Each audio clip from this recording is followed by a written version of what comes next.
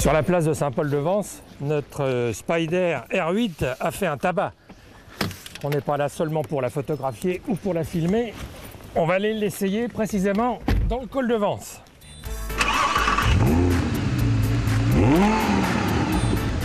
Ce col mythique menant au plateau de Gréolières nous a en effet permis de constater que cette version cabriolet de la R8 était aussi affûtée que le coupé.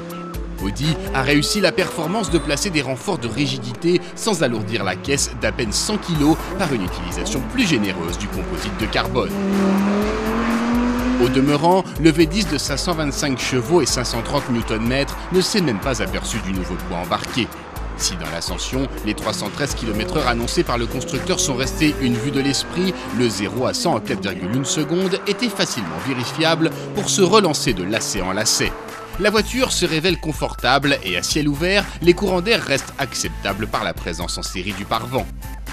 19 secondes pas plus sont nécessaires pour effectuer la manœuvre du toit rigide grâce à une cinématique entièrement motorisée. On peut la commander en roulant jusqu'à 50 km/h. Très vite, nous avons remis le Spyder R8 dans son élément naturel, à savoir la Riviera française, ses milliardaires et ses yachts rutilants. Il n'était pas inutile d'intervenir sur son prix. Le Spyder s'échange contre un chèque de 163 200 €, soit 13 000 € de plus que le coupé. Un supplément qui se justifie bien sûr par toute cette cinématique extraordinaire du toit qui vient s'accrocher tout seul au haut du pare-brise, mais aussi le cuir qui recouvre non seulement les sièges mais également la planche de bord et les garnitures de portière, et enfin la peinture métallisée.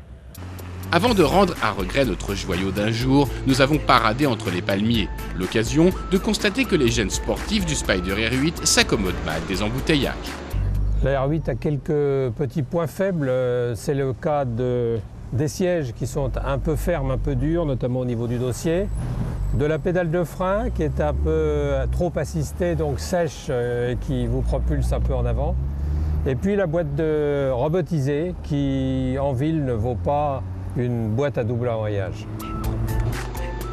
D'abord lancé avec le V10, le Spyder R8 recevra à la rentrée le V8 4,2 litres de 420 chevaux. Audi compte en vendre une quarantaine cette année.